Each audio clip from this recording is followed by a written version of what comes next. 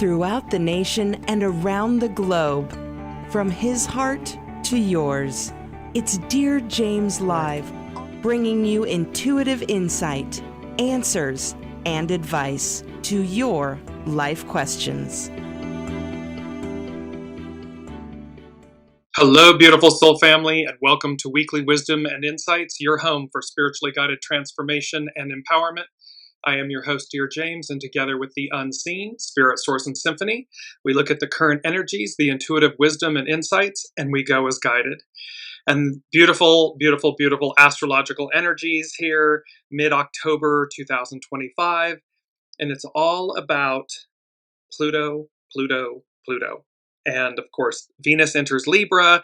So there's some beautiful, there's so much beautiful energy in this trine, in this grand trine, and in these astrological energies at this moment.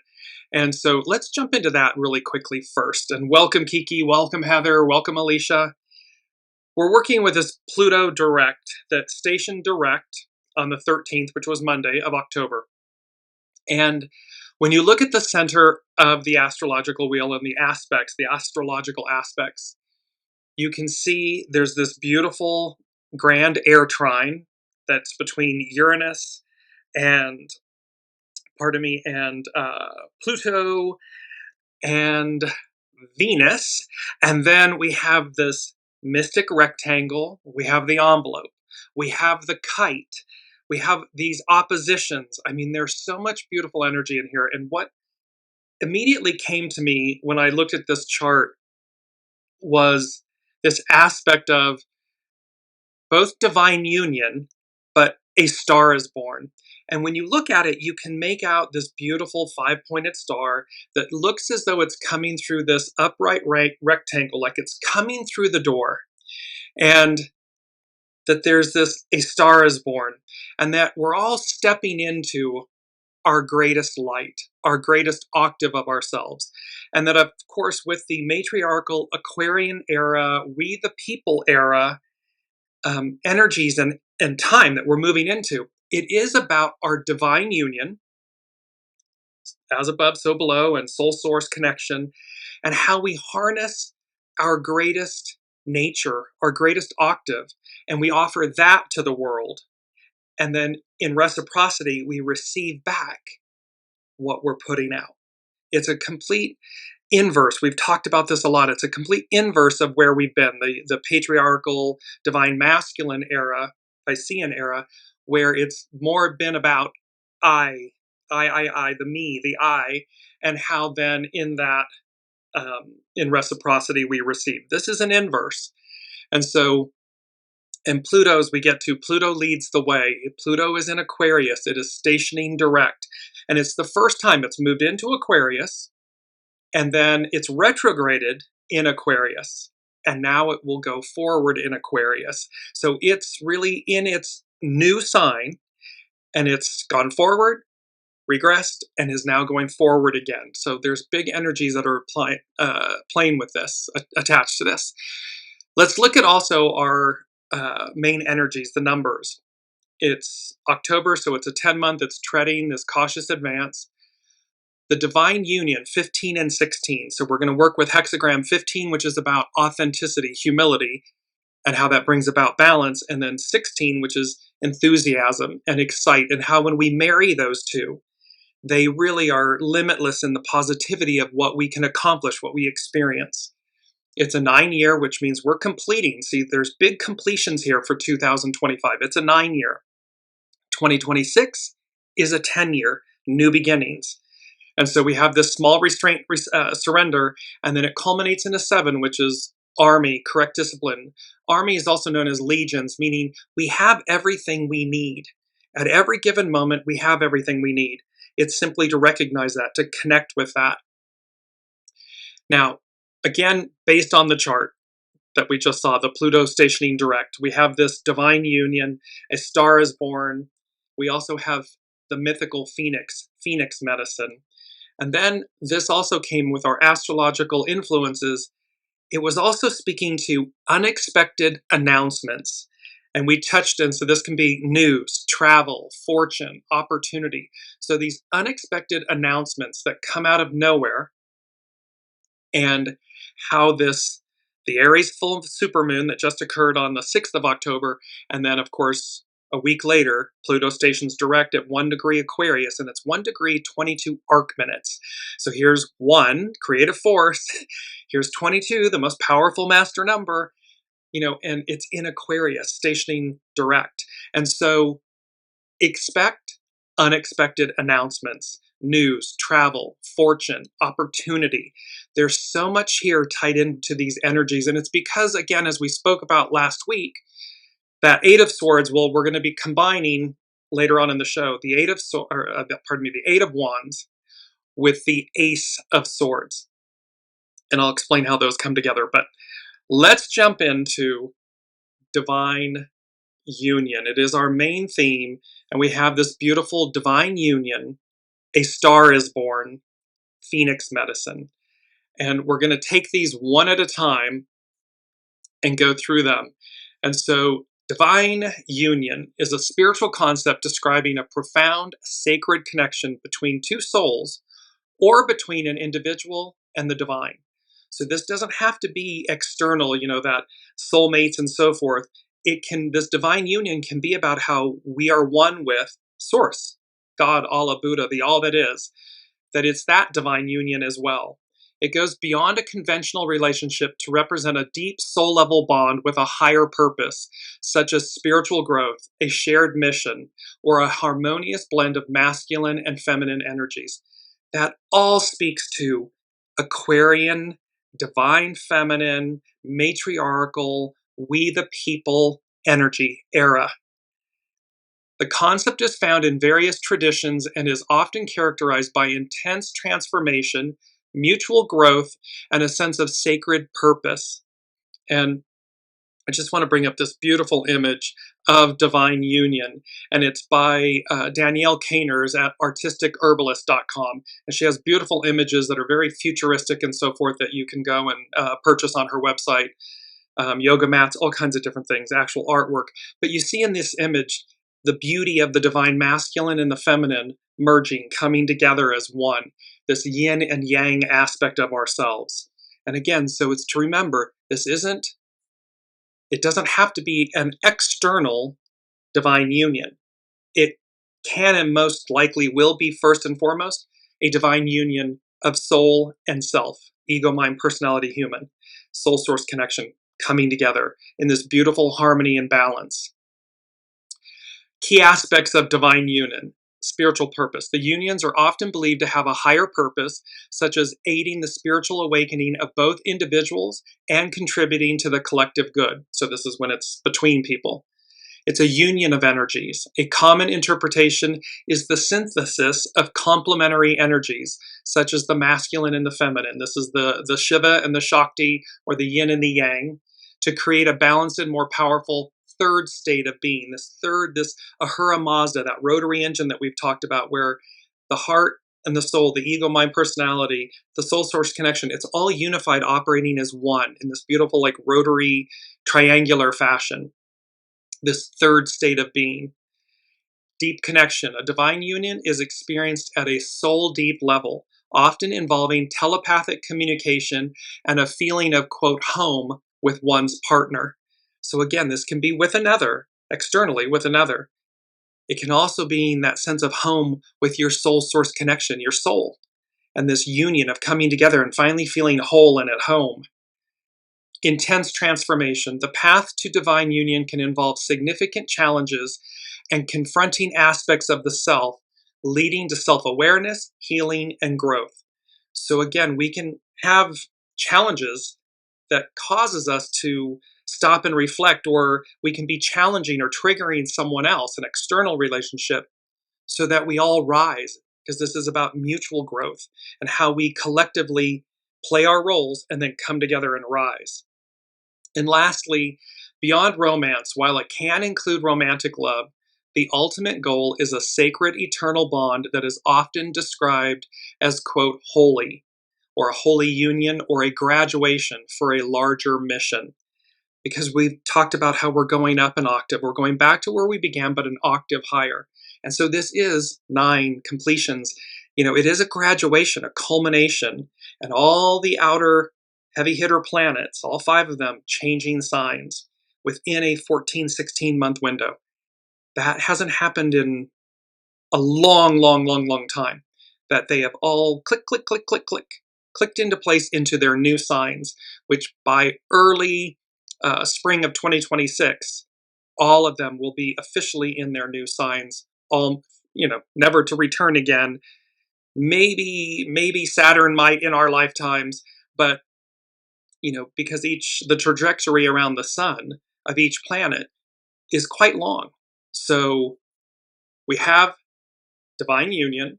Now we're going to look at a star is born. And a star is born, spiritually, the phrase symbolizes the emergence of great talent and a significant new beginning, representing hope, guidance, and a connection to the divine.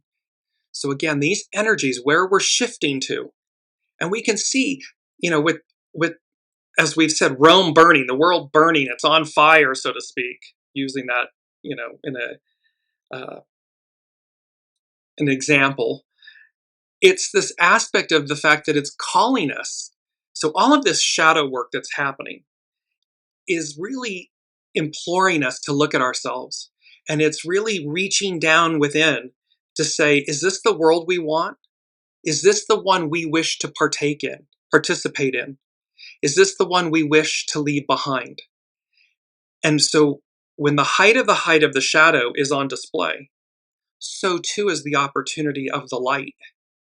So too is that opportunity to graduate, to transcend, and to elevate, go up an octave. And so this represents a significant new beginning. It represents hope, guidance, and a connection to the divine. The Star of Bethlehem is a key example representing the birth of a spiritual leader and a guide for those seeking truth. In a broader sense, it can also represent the awakening of one's own inner Christ wisdom. Christ means anointed. So this anointed wisdom and potential to shine brightly in the world. Because our soul is not dim. It's not dumb, as in dim, and it's not dull, as in dim, not bright. It's radiant. It's absolute luminosity. And so we're being called to this broader sense of Christ wisdom, anointed wisdom, divine wisdom, so that we shine brightly in the world. Its key spiritual meanings: hope and guidance. Stars historically guided travelers, and spiritually, they can symbolize hope, wisdom, and a path to inner peace and spiritual growth. Awakening and divine connection. The phrase can signify the awakening of one's own divine potential and the Christ consciousness within, meaning, again, anointed. Christ means anointed, suggesting a moment of spiritual realization. It can speak to new beginnings. A new star represents a new beginning, a transition, and the start of a journey of self-discovery and courage. The unseen is saying to me in this moment, this divine union, a star is born.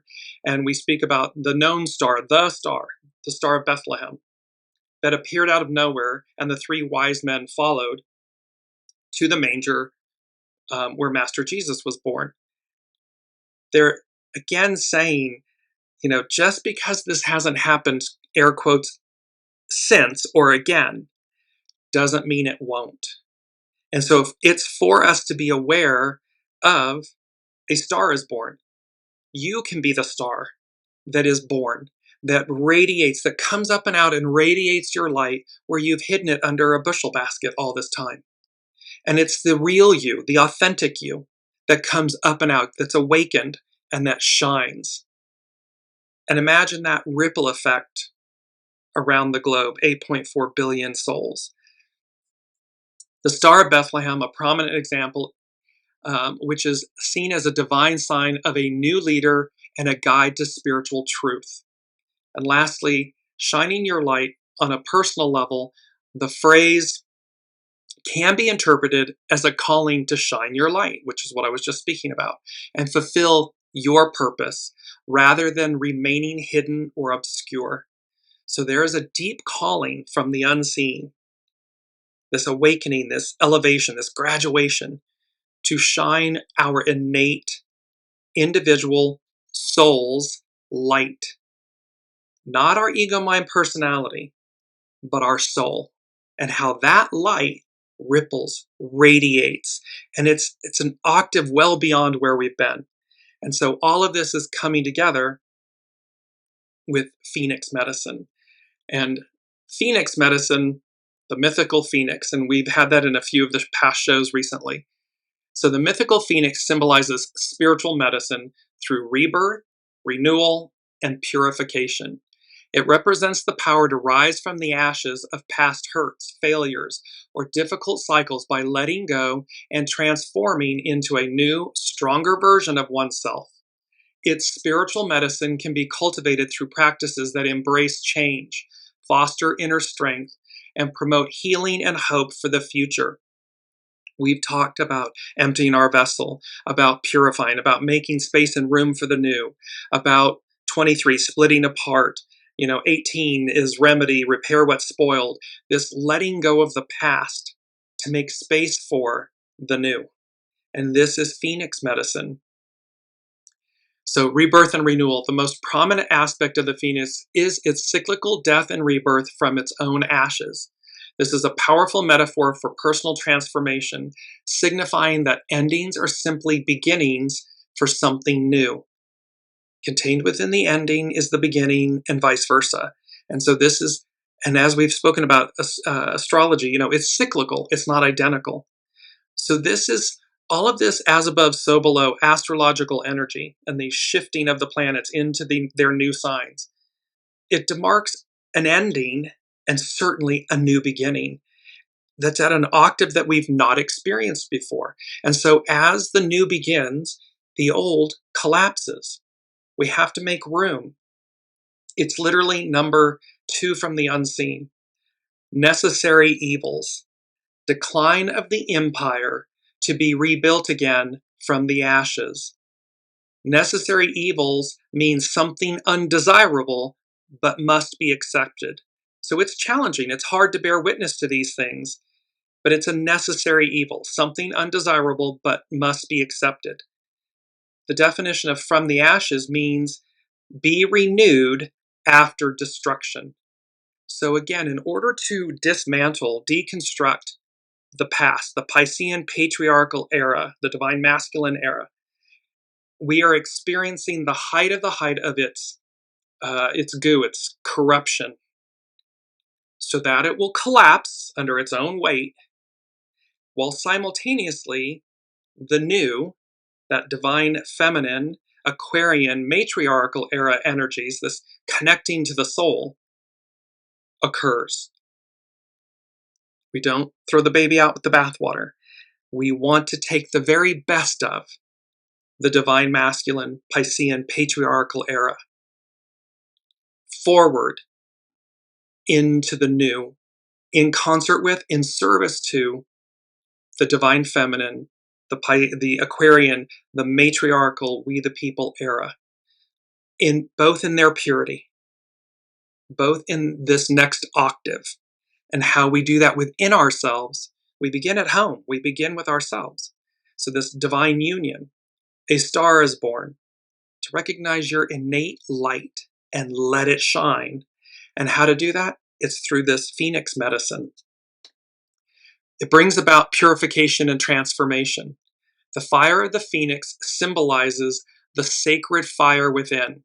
This is your Kundalini, your life force, representing the power to burn away old, stagnant, or negative energies to clear the path for new purpose and clarity. It's about resilience and inner strength. The myth teaches that one can rise from adversity by drawing on inner strength and resilience, which is cultivated by acknowledging and learning from the past ashes, from one's past ashes, rather than being consumed by them. And we've talked about how, our past experiences and everything, they're meant to refine us, not define us. So we're meant to learn from our past ashes, choices, and allow them to refine us. healing. In some legends, the phoenix's tears are said to have healing properties, which can be interpreted as the curative power of profound sorrow and empathy. And it speaks to hope and immortality. The phoenix is a symbol of hope and the possibility of overcoming even the direst circumstances. Its cycle of rebirth is also a metaphor for immortality, or living on through one's legacy and transformed self. Because our energy is eternal, and everything is energy. You cannot kill energy. You can transmute it. We can change it into something else, but we can never kill it. And so this is where we don't want to kill the shadow. We want to harness the energies so that we can harness the wisdom of the shadow, because it's teaching us. Some of our greatest lessons come through our greatest challenges. And so we want to be able to harness that energy, but to transmute it, to refine. It's only when we get stuck or we become the shadow that we lose its lesson, or its power amplifies and magnifies in a less than good way. Everything's purposeful. If that's the lesson a soul wishes to learn, it may do so. It's just, it doesn't have to be that way. And this is true of the world. We're seeing the height of this shadow of the divine masculine, the Piscean patriarchal era. It doesn't have to be that way.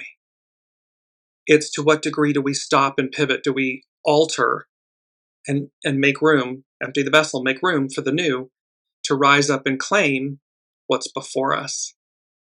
How to work with the Phoenix medicine. Acknowledge and accept your ashes, your choices. Honestly look at past hurts, failures, and disappointments. Accept them as part of your story and use their lessons to empower your future rather than letting them hold you back. This is where you get held back, when they define you, when you allow them to define you. And that allowing is a choice. We're choosing that. We can then instantly choose to say, no more, no longer. I'm not going to allow my ashes, my choices, to define me or to hold me back. I'm going to release them. Embrace cycles of change. Understand that difficult endings are opportunities for new beginnings. Don't fear change. Instead, consciously choose to close one chapter to move into the next. Cultivate inner fire. Connect with your own inner spiritual power and passion. This is connect to your soul source connection, to your soul, to that true north wisdom. Practices like meditation, sound healing, sound baths, or visualization can help ignite this energy to clear away what holds you back. This is about speaking about having personal altars, if you will, and you can have the beauty of, crystals and healing, divination cards and different things that transpire and inspire your energies to shift. It's a reminder. You can place them throughout your home, in your vehicle, at your place of work, so that just a simple image of something keeps you on track, keeps you remembering that you're a phoenix rising, that you're a divine union of soul and self, and that a star is born when you shift lanes, trains. We've talked about that a lot. Get on the right train, the golden train with the golden ticket. A star is born. Your light is going to shine because it's coming from source, from your soul. So cultivate this inner fire, and then surround yourself with symbols. We just talked about that, keeping symbols like the phoenix, because they serve as a daily reminder of your own strength and capacity for rebirth. And lastly, set intentions. As you move through transformation, set clear intentions for the new life you want to create, using the lessons of your past to build a brighter future, allowing your past lessons, your choices, to refine you. If they're defining you, then we're in trouble. Because then we're going to get stuck, that stagnation. So we don't want to be in that place.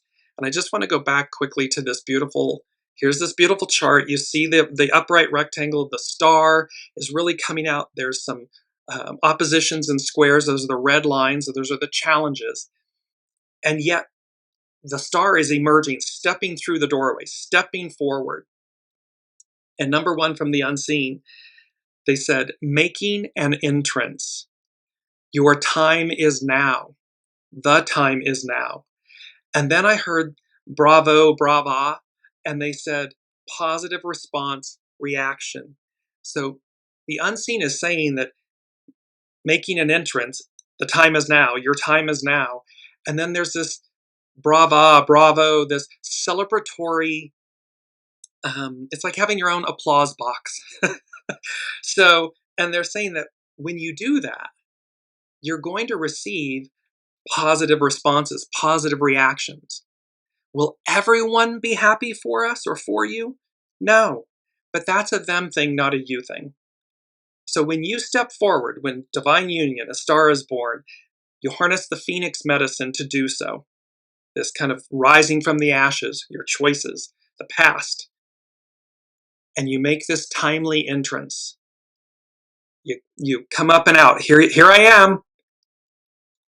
That energy, everything's energy, that light is going to be received positively. And thereby, because everything's energy, so it like attracts like, right? So when it's going up an octave, so will there be those that fall away? Yes, but that's okay. They're meant to. That's purposeful. So that you graduate, you elevate, you transcend, you evolve. I want to go to, and this is our mantra, and we've had this a lot. Peace be with you. So that's our mantra, peace be with you. However, what the unseen said is, peace is always with you. Wake up. And this whole, that it's a choice that we choose. And the image is of the rising sun with this rooster that's going to crow, that in essence is the, it awakens the people to the dawn of the new day each day. That's why the roosters crow. So the unseen is saying to us, peace be with you. It's both a greeting, a salutation, but it was also to represent that the divine, Master Jesus, the divine, the unseen, is ever present with us, representing peace. This peace, purity, divinity, light. And so their peace is always with you. Wake up. It's to wake up to the realization that peace is always with us. So the beauty of the mantra, peace be with you. Peace is always with you. Wake up, because it's a choice. It's something we choose in every moment of every instance. So, and then our keyword, number 4, which is foundational. And our keyword, and here's this beautiful image of the phoenix. And the word is overcoming. And number 4 from the unseen, they said, overcoming the past. Healed. I am renewed, reborn.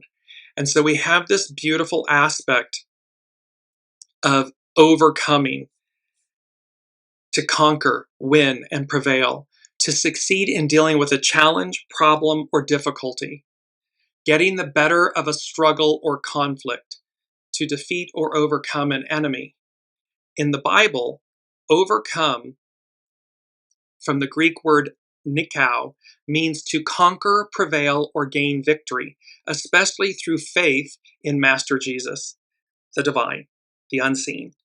It signifies a spiritual triumph over sin, the world, and temptation, not the absence of trials. So it doesn't mean, in the star that we're showing, the astrological chart for Pluto moving, stationing direct, it's not without challenge, but challenge is opportunity. So it signifies the spiritual triumph over sin, the world, and temptation, not the absence of trials. This victory is made possible by God's power, enabling believers to persevere through difficulties and secure a relationship with the divine, with Master Jesus, the divine, the unseen. So it's about, again, it's about being on the right train, shifting mindsets, seeking a higher wisdom, a higher octave, a higher opportunity. And I just want to go back to, because on Peace Be With You, our mantra, it conveys a blessing of deep spiritual well-being, wholeness, and assurance from the divine, from God. It is a profound prayer and declaration of hope that the recipient finds inner peace, freedom, freedom from fear, and the strength to face life's challenges, rooted in Master Jesus' victory over death and his ongoing presence. There's a victory over the shadow, over darkness, over the fall, and this ongoing presence of the divine that's with us. The phrase also serves as a call to actively foster harmony and love in a world marked by conflict and division. So again, this peace be with you, peace is always with you, wake up. The rooster's crowing every day. So we have this opportunity to overcome, to recognize that we can overcome anything. Because again, we have everything we need. It's always within us. We're always connected to it. It's simply a matter of are we choosing it? Are we exercising that muscle, that soul muscle? What are we choosing? That's what it comes down to. So I want to now go to Pam Youngin's, we're going to go to first hexagram 15 and then hexagram 16. So we're setting the stage, and this is from divination.com. So hexagram 15 is humility, authenticity. Humility is rewarded. It's our first, I believe it's our first, yes, it is. Our first quote: humility is rewarded in human affairs. It is the way of the universe to fill the empty cup and to empty the full cup, just as valleys are ultimately filled by the erosion of great mountains. Regardless of your position in human society, humility is a deceptively powerful attribute that is often overlooked. If you are in a high position but remain humble, people will be drawn to you and causes that you espouse. However, if your position is lowly, humility will endear you to those of higher status. True humility is a virtue that benefits all, and to which all should aspire. The most successful people are those who know how to bring situations into balance by reducing those who are too inflated and adding to those who are too minimized. Such a person strives for balanced and stable relationships, not power over others. Humility is the virtue that allows you to perceive the balancing potential in every situation, including ourselves. Where are we too masculine, too aggressive, too forceful, and not receptive enough, not listening enough?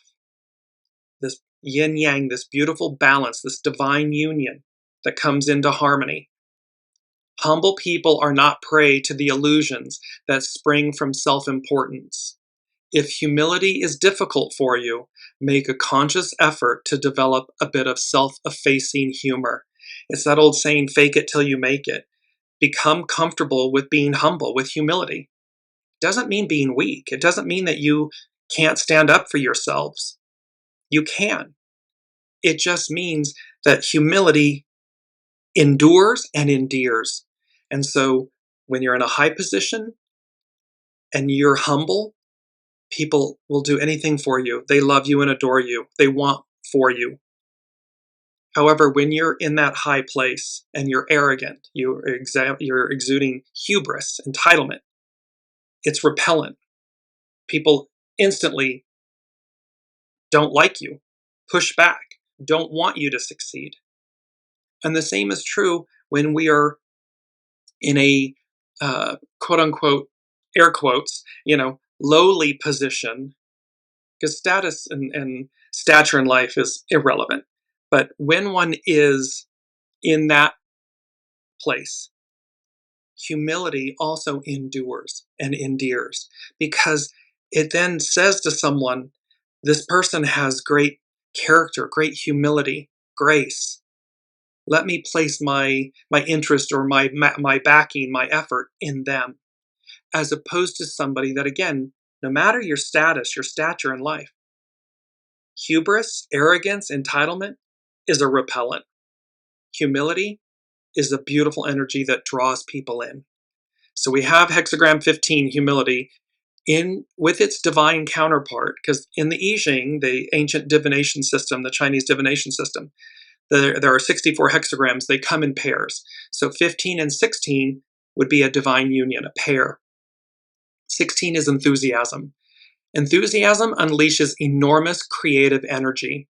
The effect is like powerful music that inspires great numbers of people, loosening constraints and sprouting new opportunities.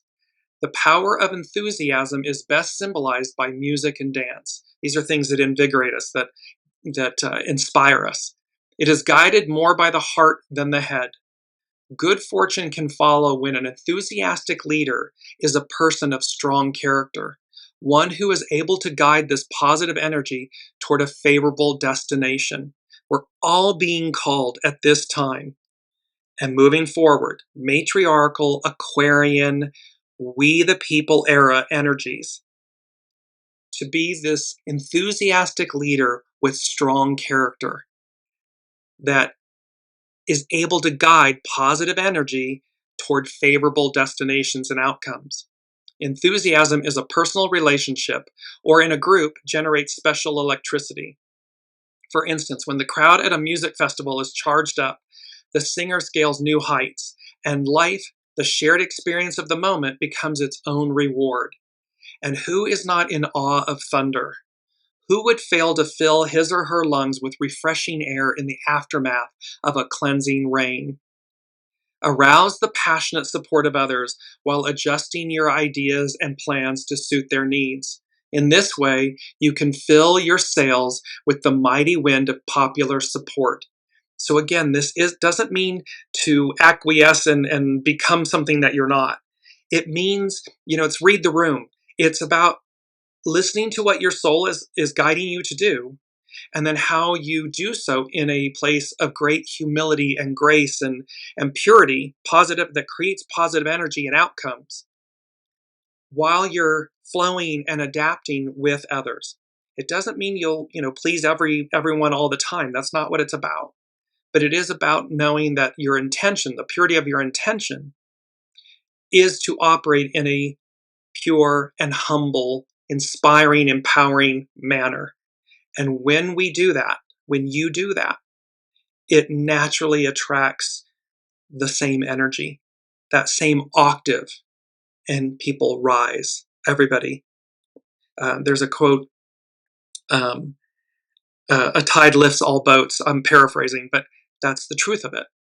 So arouse the passionate support of others while adjusting your ideas and plans to suit their needs. In this way, you can fill your sails with the mighty wind of popular support.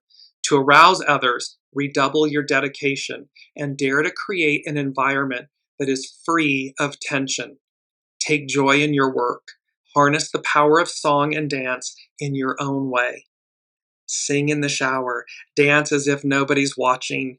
Inspire yourself and inspire others. This is the beauty of this hexagram 15, humility, authenticity, and hexagram 16, which is enthusiasm, to excite, and how when we marry these two together, well, it just naturally rises. It naturally lifts everyone. So now we go to, and welcome, Olivia. We go to Pam Youngin's North Point Journal, and she is speaking about the Pluto effect. And this is, again, it's all about Pluto, Pluto, Pluto. It's number 6 from the unseen. And they literally said, Pluto, Pluto, Pluto. Pluto leads, and here's this beautiful image of Pluto. And remember, Pluto, look at that beautiful heart on the right side. There is literally a heart on the planet Pluto. And so it's number 6, Spirit and Service from the unseen. They said, Pluto, Pluto, Pluto. Pluto leads the way. The way. Out from under darkness, the light returns, prevails, and purifies.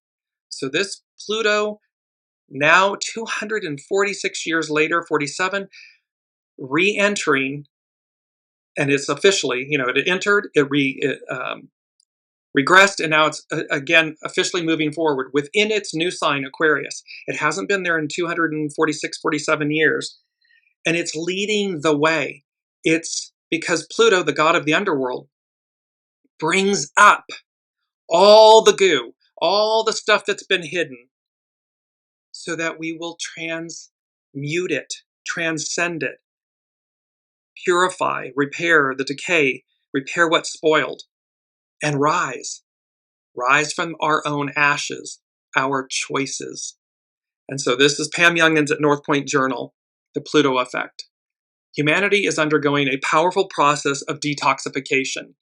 As bright light shines into the rooms of our collective consciousness, we are seeing more clearly that which was previously hidden in the dark corners and under the bed. Uncomfortable truths are being uncovered. We are seeing through the illusion and are being given the opportunity to reclaim our power. We the people. It's soul, matriarchal. It's divine feminine. It's the soul source connection. That is the power that we are reclaiming. This process is due, at least in part, to the planet Pluto moving through Aquarius. Pluto acts as a catalyst for a process of death and rebirth, the phoenix, the mythical phoenix, a transmutation from an old form to a new one. Aquarius represents society and community, the way in which the individual contributes to the whole. Pluto's alchemical effect on our world and our awareness has been heightened since it went, quote, out of bounds in late August. Further upping the ante, the dwarf planet is at a virtual standstill this month as it completes its 5-month retrograde period and turns to go direct. This has the effect of increasing Pluto's influence throughout the month of October. It means when a planet stations, whether it's going retrograde or direct, the intensity of its energies are heightened, amplified. When a planet is out of bounds, more than 23 degrees, 27 arc minutes above or below the plane of the ecliptic, its influence is exaggerated. So not only is it stationing, Pluto is stationing, but it's also out of bounds. It's like boom, double boom. It's doubled. The intensity is doubled. Pluto is out of bounds this year from August 29th, 2025 to November 23rd, 2025. During this time, we are observing an extreme drive to control and dominate through fear.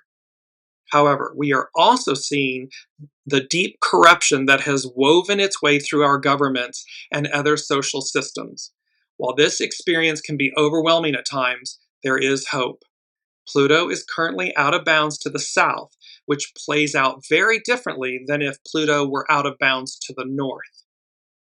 History reveals, because astrology is cyclical, it's not identical, but it's cyclical. History reveals that when Pluto is out of bounds to the north, dictators gain control and the people are disempowered. However, when Pluto is out of bounds to the south, as it is right now, the people regain their power and societies are reformed. So there's historical evidence for this, astrologically speaking. Pluto will be out of bounds to the south periodically from now, 2025, through 2035, for a decade, out of bounds to different degrees in the south. This year, it is out of bounds for a total of 86 days. This amount of time will increase every year until 2029, when it will be out of bounds for 155 days. After that, the annual total of days out of bounds will gradually decrease. The last time Pluto was out of bounds to the south was from 1774 to 1795. These were the years of the American Revolution and the French Revolution. We talked about this in many shows. Colleen is saying this is beautiful. And so yes, see, we've been talking about this Pluto in Aquarius. Now add to it that it's Pluto in Aquarius out of bounds to the south. You get why this is all Pluto, Pluto, Pluto. And this Pluto leads the way, not a way, the way, the divine, the unseen, the all that is. You know, again, God, Allah, Buddha, Master Jesus, the all that is. They're saying the arc of destiny moves forward. The arc of destiny is going up an octave. We're not repeating the past. We're not going backwards. We're going forwards to this higher octave of beingness. We're overcoming the past. Healed, I am renewed, reborn. And this awareness of that peace be with you. Peace is always with you. Wake up. Choose peace. Choose it in every moment. And while we're watching the collapse of this prior era, it's a necessary evil, the decline of the empire, to be rebuilt again from the ashes, from the choices, because everything that we're experiencing is based on individual and collective choice. This isn't happening to us, it's happening for us based on our choices. And so it's a necessary evil. Is it painful? Yes. Is it purposeful? Absolutely. And thereby, because divine union, a star is born, and this phoenix medicine, we're making an entrance. Make an entrance. Your time is now. Shine your soul's light. It's what your soul came to do that matters, not what your ego, mind, personality, human tells you you want or don't want. That is the old us. The new us, the new you, is the divine you. It's always been that, but there's a wake-up call here. So now we move to astrobutterfly.com. And this, again, astrobutterfly.com is speaking about Pluto goes direct. Do, quote, more Pluto. Whenever Pluto or any outer planet changes direction, its energy is amplified. Doubly so because it's stationing and it's out of bounds to the south. Well, it's out of bounds. With Mercury, Venus, or Mars retrogrades, we focus, those are the interpersonal planets. We focus on the actual retrograde period, the weeks when those planets are moving backwards. So when these interpersonal planets are retrograde, it's for a much shorter period of time. And so we're more focused on that retrograde period is what astrobutterfly.com is talking to. But with the outer planets, the heavy hitters, the outer personal planets, it's not the retrograde itself that matters. Pluto, Neptune, and Uranus spend almost half the year in retrograde motion. Instead, what matters with the outer planets is the shift. The moment when the planet changes direction, whether the outer planet shifts from direct to retrograde, or like now, when Pluto shifts from retrograde to direct, this is when we feel the jolt. This is when it's going to be most intense.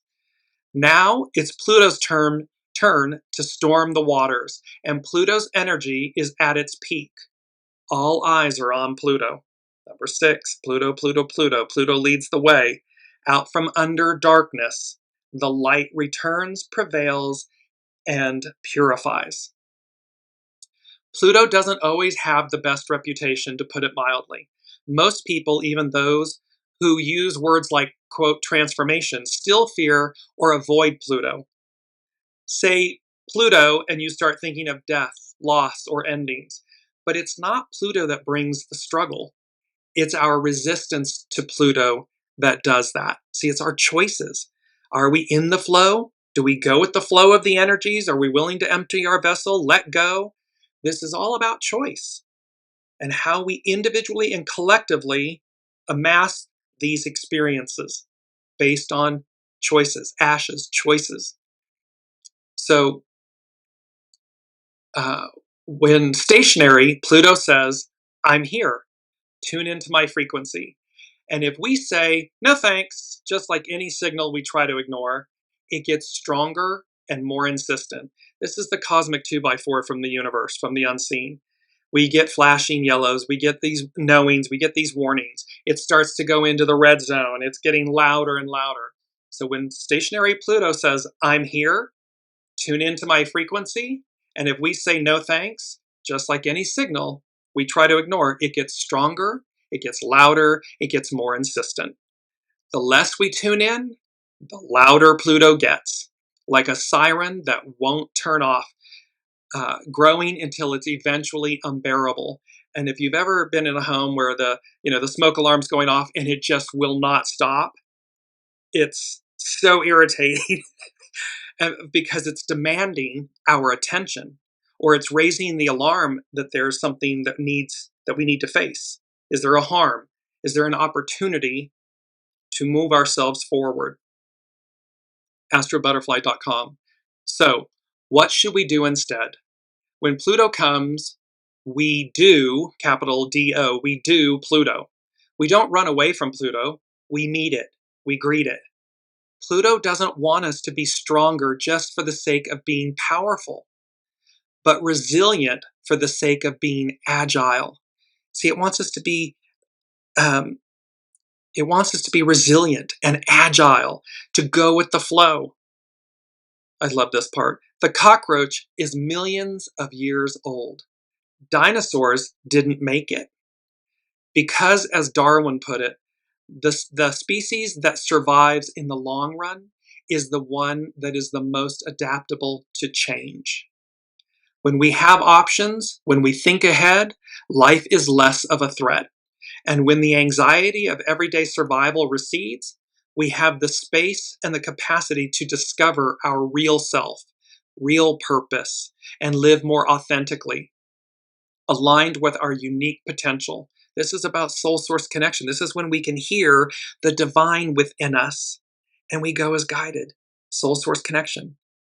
And that is the true core Pluto motivation. When Pluto goes direct, the invitation is not to avoid or outsmart what's rising up, but to turn toward it, engage with it, and allow that deeper truth to guide your next step. With Pluto, transformation begins, and this is a beautiful quote. It's one of the quotes that we're using. With Pluto, transformation begins the moment we're willing to meet life on its deepest terms. So this is a beautiful act of transformation because we're willing to meet it. And it's on the deepest levels, not to destroy us, not to dismantle us, not to harm us, but to bring us into harmony and union. That's what this Pluto, that's what it's doing. And is it? Yes, it's the mandrakes. We talk about the mandrakes being uprooted and replanted into larger pots in the Harry Potter series. Well, that's what Pluto's doing for all of us. So they're screeching and, crying and yes. However, against this backdrop of clinging to the past, and yet this huge momentum, because remember, the magnitude of those that are in power trying to cleave and cling and to the past and stop time for cause and effect was last week's mantra. There is an equal and or greater force that moves us forward, that sees this and says, no, rejects it, no. And that force then comes together, culminates, and energy, like attracts like, and it becomes greater and louder. This purity, this truth, this, no, I want what the future affords, not what I had in the past. I've already been there, done that. I've already lived that. So who wants Groundhog Day to repeat over and over and over and over again?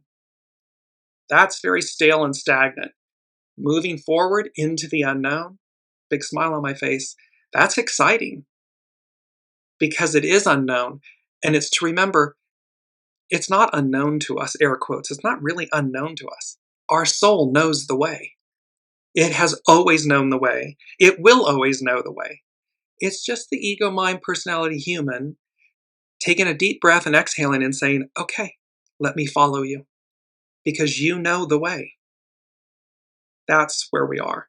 Now, let's conclude with, in astrology, it's Astrology by Lauren.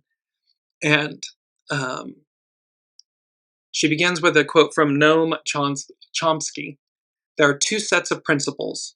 They are the principles of power and privilege and the principles of truth and justice. If you pursue truth and justice, it will always mean a diminution of power and privilege.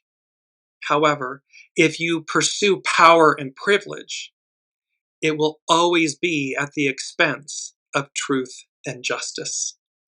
So see, it's innate. When we just simply pursue truth and justice, then power and privilege and all those things recede. They subside because we're seeking truth and justice, purity, goodness.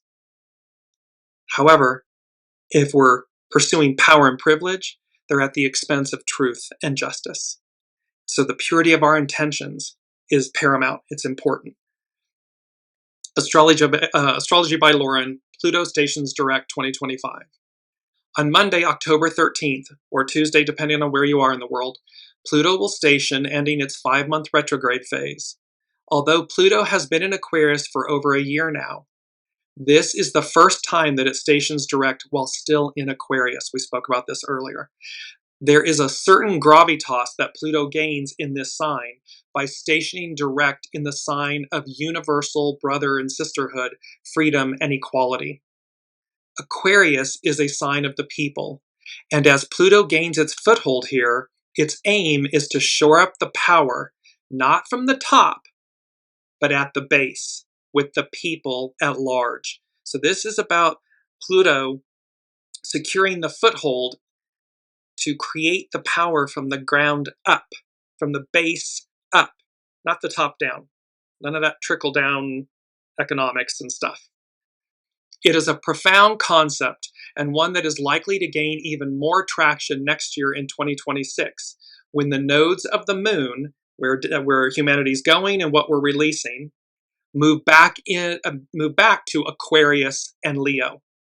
For that is when the fates, as it were, the nodes of fate, the fates, can step in, tilt their hand, and leverage things in a certain way that will help to facilitate the process. This is why all of the outer planets shifting signs in that 14 to 16 month window is such a big deal.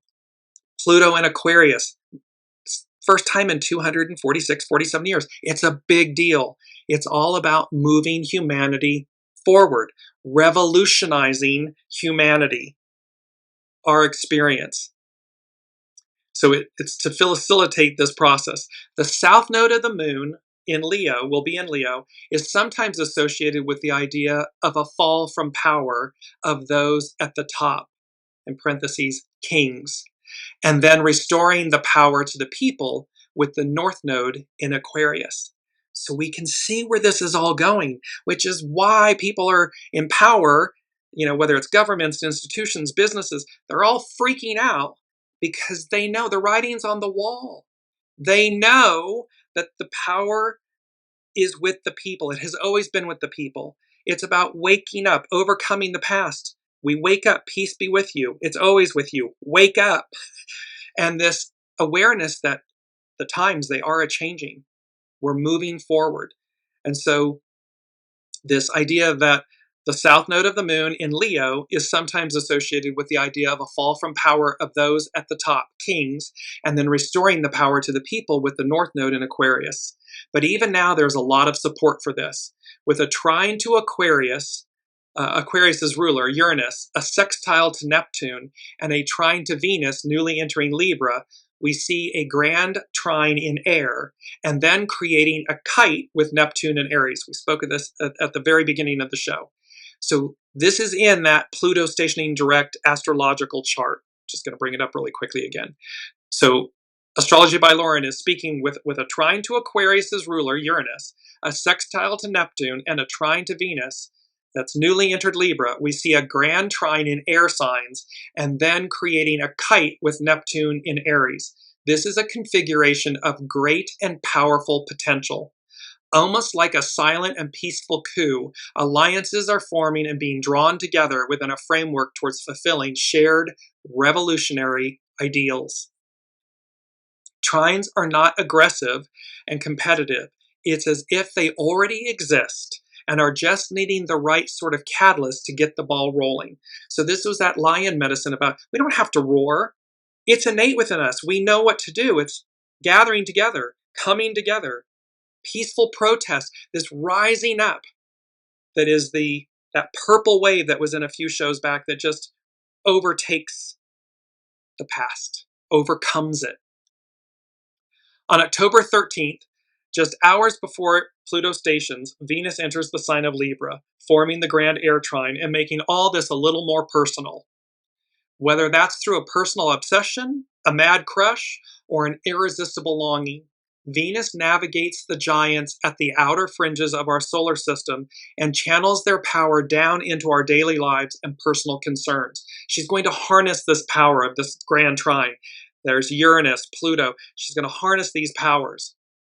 And in the process, Venus aims to restore the balance in her own way and in her own time. This is divine timing. That may mean drawing some people together with a shared purpose while parting with others. It may mean drawing attention to issues surrounding fairness and equality. This could prove to be a great time for all things Venus: love, marriage, partnerships, justice, reaching agreements with others, achieving harmony, and making peaceful negotiations. However, planets tend to be really strong when they station, and when Pluto, the lord of the underworld, stations, he digs in even deeper than he normally does, unearthing and revealing all that has been lurking below the surface. What is disclosed are often things that we had hoped would stay buried forever: our fears, cravings, obsessions, the wraiths and demons that possess our souls. The things we want to avoid because we don't want to ever have to deal with them or have them revealed to others. They make us feel uncomfortable, disempowered, fearful, ashamed, wounded, vulnerable, and weak. These are the things that need purging. This is where we harness the energy of the shadow to transmute, transcend, to refine who we are. Yes, it can be painful, but it doesn't mean to avoid it or to try to cling to the past. It doesn't work. So these are the things that need purging, the things we most fear. It demands honesty, truth, a lot of courage and humility, and even some heart-wrenching pain in the process. At these stations of Pluto, we are being asked, even in the face of extraordinary odds, even in the face of our own fear, even at the risk of humiliation, we are being asked to take our power back, where and however we can. When we are our authentic selves, when we just operate in life from the purity of our soul, there's nothing that holds power over you, that holds power over us. When somebody tries to attack or demean or diminish or utilize that in a way against someone, it says everything about that person and nothing about you. And when you just stand in that empowerment and you say, yes, yes, I made that choice, or yes, yes, and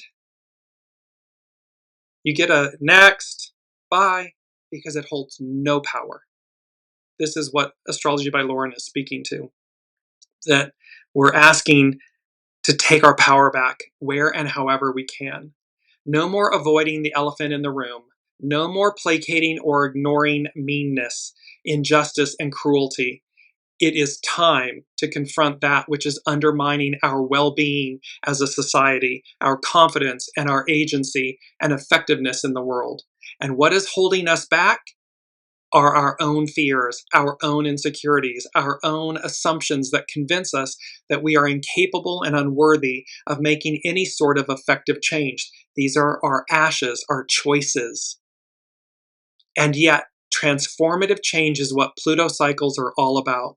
Pluto is always much deeper than at first realized, uncovering layers beneath the surface, unfolding our karmic destiny, and revealing our life's purpose. Some ultimate outcomes from Pluto's transits: healing, rehabilitation, and or renewal, discovering something about your purpose that will bring deeper meaning to your life, intensely deep relationships, insights and understanding that are completely change your whole perspective, self-empowerment and discovering what taking control over your own life and destiny feels like, being empowered, coming in to alignment with yourself, karmic beginnings and serendipitous meetings, that unexpected announcements and so forth with the astrological energies. The absolute determination to rebuild your life and your reputation all over again, even if you need to begin from scratch. This is the Phoenix Rising medicine. And she ends with a quote from Frank Sonnenberg. I believe it's his book, Listen to Your Consciousness, That's Why You Have One. And he says, you have the freedom to choose, but you're not free from the consequences of those choices. So this whole peace be with you, peace is always with you, wake up, it's a choice, we choose. Well, you have the freedom to choose, but you're not free from the consequences of those choices. It's a powerful, powerful statement. And last but not least, number 5 from the unseen is swift, fast-moving action, events, outcomes, changes. They said, be ready. And this is that we had the 8 of Wands from last week. It's now married, coupled with the Ace of Swords. And so the 8 of Wands represents fast-moving communication, energies, shifts, and so forth. And then the Ace of Swords represents clarity. So the Ace of Swords, and this is from tarot.com, is the card of directness, truth, and mental breakthroughs. It shows up when the fog lifts and the words finally come. In the classic imagery, a sword floats upright in the sky, piercing through a crown and encircled by a laurel wreath.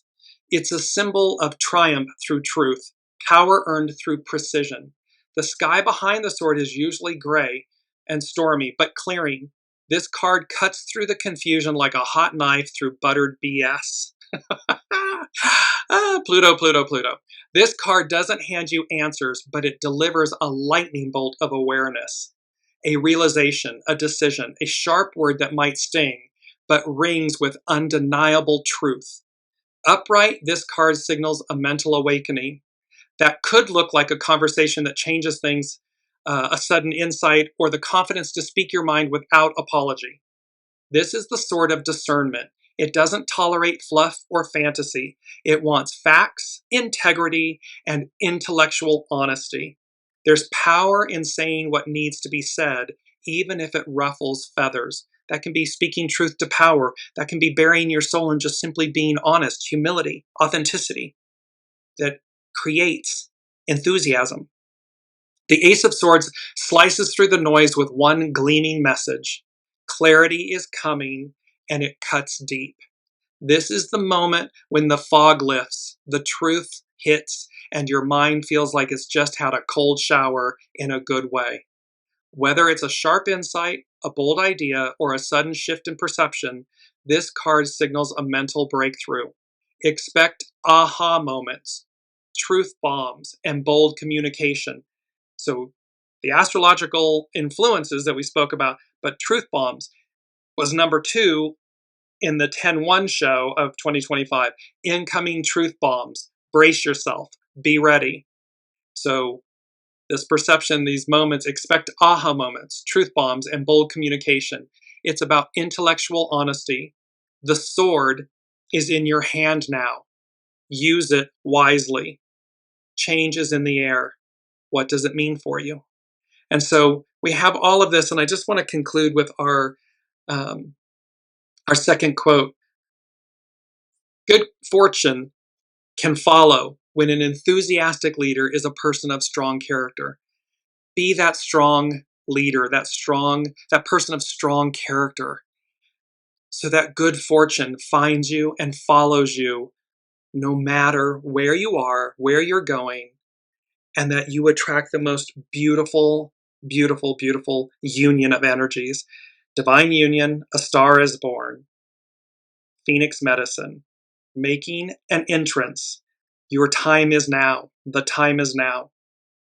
It will have this bravo, brava effect, this positive response and reactions. We're experiencing necessary evils, decline of the empire, to be rebuilt again from the ashes. Peace be with you. Peace is always with you. It's a wake-up call. It's a choice. Choose. We're overcoming the past. Healed. I am renewed and reborn. There's swift, fast-moving action, events that and outcomes and changes. Be ready. And this is all about Pluto, Pluto, Pluto.